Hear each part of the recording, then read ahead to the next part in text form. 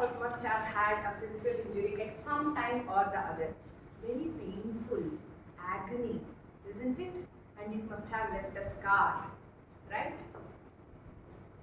Very good morning to all of you, Toastmaster of the day, fellow Toastmasters, and my dear esteemed guests. When I was a child of 7, I had a physical injury here on the forehead, and it took time to heal. As it was healing, it was just fading away, but yet it left a small scar. And the story behind it, when somebody asked, "What happened to you here?" I had to reveal the story behind it. This is about a physical injury. It must have gone, faded, and it's not painful now. This brings me to let you know about another kind of injury which I had in my childhood. It was in 1986, when I was a child of 16 years. I secured a medical seat in a reputed medical college, and it was only that my father had discarded that opportunity. He said, "No, you are not going to take that. It's more expensive," and there were social obligations from his side to go ahead with that decision. As a 16-year-old, I said, "Daddy, I want to do medical because there are so many doctors in our family. I just love that profession." I was dreaming to become a doctor. My father, reading over a newspaper, just flipped the page and said, "No means a no. I am better decision maker than you. I know better. There are 2 more younger brothers to you who are coming up. I cannot invest only on you. No more discussions." That's what my father said.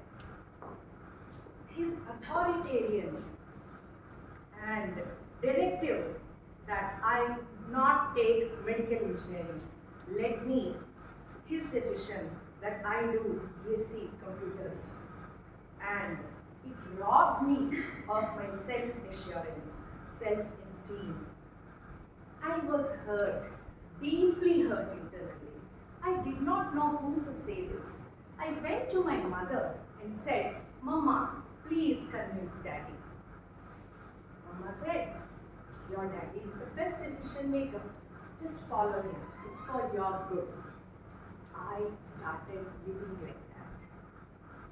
I was just thinking, if I am voicing out, maybe I am bringing friction in the family. I lost my self-esteem, and I was living by taking approvals and validations from everybody else, apart from myself.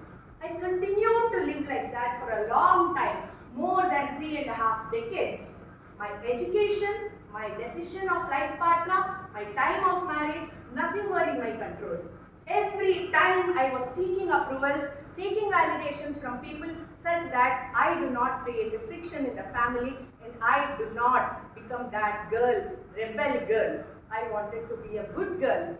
I was pleasing people all the time, and I became a people pleaser without my knowledge. This led me to stretching myself and not able to understand my soul. My soul was crying.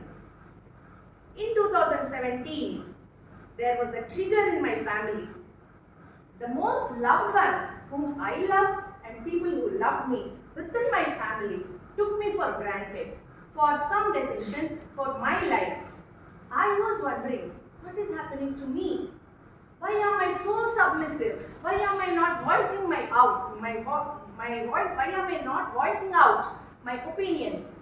And then that trigger led me to an introspection.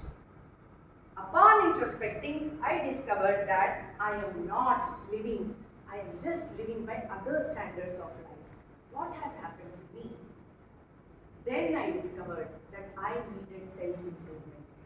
And when I had gone into my self-improvement, got trained under the various eclectic trainers and coaches, and improved upon myself to voice out, to be able to see the 3 things I started myself were: value myself, my self-worth, where I had to raise my hand and said my opinion, consider myself in the group taking decisions. Second, be able to say a no assertively, agree to disagree.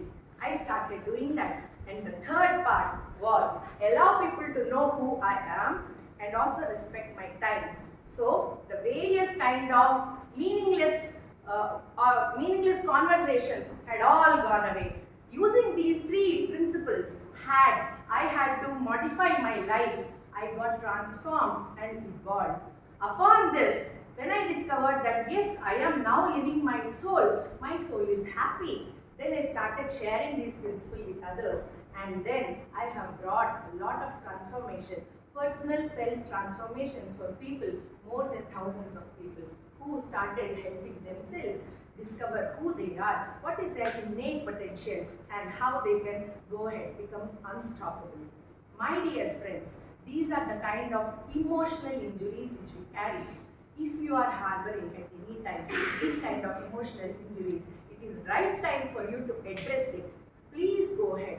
At least go by the positive affirmations or go ahead and seek a professional guidance. Help people know who they are, either you or your near and dear ones. Help people them discover themselves and also be able to say no. This is where we get caught. And also know your true identity and live by your whole life. This is how you can go ahead and then you can become unstoppable. Thank you. Over to you, President.